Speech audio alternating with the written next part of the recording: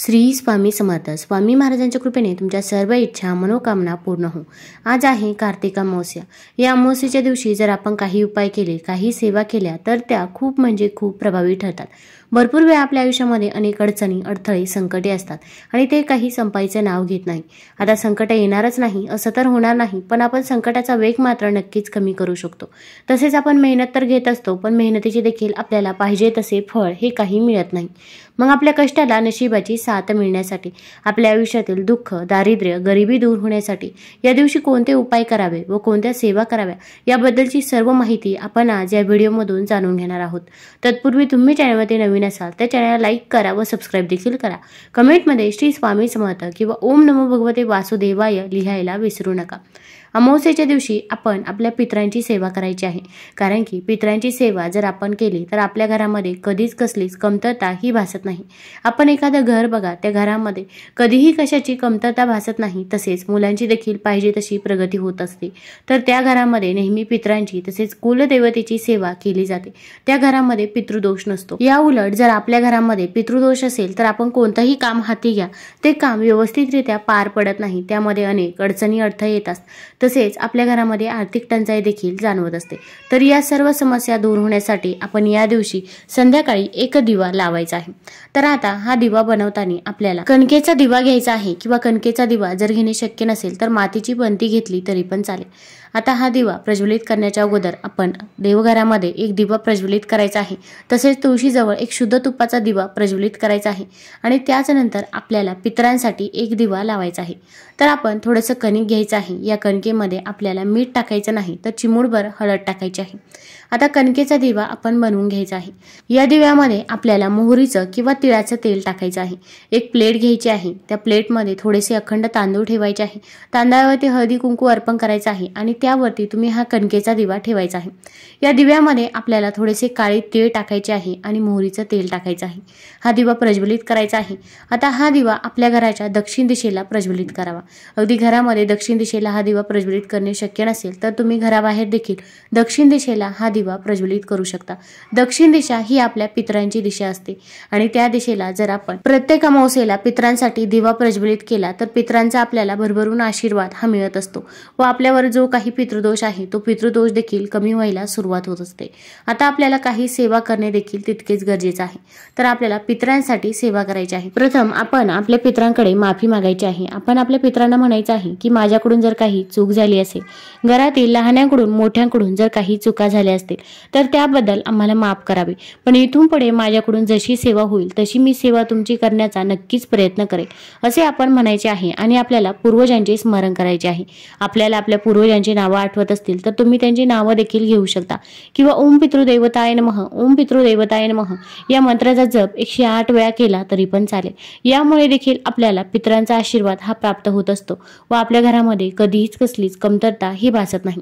आता आपण या दिवशी पितृस्तुती तसेच पितृअष्टक देखील पठण करू शकता. अगदी पठण करणे शक्य नसेल तर मोबाईलवरती ऐकलं, श्रवण केलं तरी पण चालेल. आपण असा दिवा दक्षिण दिशेला प्रज्वलित करायचा आहे. कमीत कमी रात्री 12 वाजेपर्यंत हा दिवा प्रज्वलित राहील याची काळजी घ्यायची आहे. आता दुसऱ्या दिवशी जर हा तुम्ही कणकेचा दिवा बनवला असेल तर तो तुम्ही वाहत्या पाण्यामध्ये प्रवाहित करू शकता. आता यानंतर आपल्याला दुसरा उपाय करायचा आहे, मग तो म्हणजे आपल्याला पिंपळाच्या झाडाखाली एक दिवा प्रज्वलित करायचा आहे. पिंपळाच्या झाडात स्वतः भगवान श्रीकृष्ण वास करतात असे श्रीमद भगवद्गीतेत त्यांनी स्वतः सांगितले आहे. अर्जुनाला उपदेश करताना श्रीकृष्ण म्हणाले की अश्वत्थम वृक्ष, ज्याचे वर्णन गीतेच्या 10व्या अध्यायात देखील केले आहे. याचा अर्थ सर्व वृक्षांमध्ये मीच पिंपळ वृक्ष आहे. म्हणजे स्वतः भगवान श्रीकृष्ण पिंपळाच्या झाडात वास करतात. पिंपळाच्या झाडाला इतकं महत्त्व देण्यामागे अनेक कारणे आहेत, जी या झाडाची वैशिष्ट्ये आहे. पिंपळाच्या झाडाखाली गवत उगवत नाही, याचा अर्थ नवीन जीवन तयार होण्यास प्रतिबंध होतो आणि त्याच वेळी या झाडावर फळे देखील उगवत नाही. त्यामुळे इतर झाडांच्या प्रमाणात पिंपळाचे झाड शेकडो वर्ष जगते. पृथ्वीवर अनंत काळ राहिल्यामुळेही भगवान श्रीकृष्णांनी त्याला आपले स्वरूप म्हटले होते. स्कंद पुराण या धार्मिक ग्रंथातही या झाडाचा उल्लेख आढळतो, ज्यामध्ये या वृक्षाला भगवान विष्णूंचे संपूर्ण रूप मानले गेले आहे. पिंपळाच्या झाडाच्या मुळाशी भगवान विष्णू वास करतात. श्रीकृष्ण त्याच्या खोडात आणि नारायण स्वतः फांद्यांवर वास करतात असे सांगितले जाते. याशिवाय त्याच्या पानांमध्ये श्रीहरी वास करतात. आता या पिंपळाच्या झाडामध्ये माता लक्ष्मी देखील वास करत असते. तसेच अमावस्येच्या दिवशी पिंपळाच्या झाडावर आपल्या पूर्वजांचा देखील वास असतो. त्यामुळे आपण पिंपळाच्या झाडाची या दिवशी पूजा करायची आहे. तर आपण एक चौमुखी चौमुखी दिवा बनवून घ्यायचा आहे। मग तुम्ही मातीची पंती घेऊ शकता किंवा कणकेचा दिवा बनवणे शक्य असेल तर कणकेचा दिवा घेतला तरी पण चालेल। आपल्याला यामध्ये दुहेरी वातीची एक वात टाकून अशा प्रकारे आपण 4 वाती या दिव्यामध्ये टाकायच्या आहे।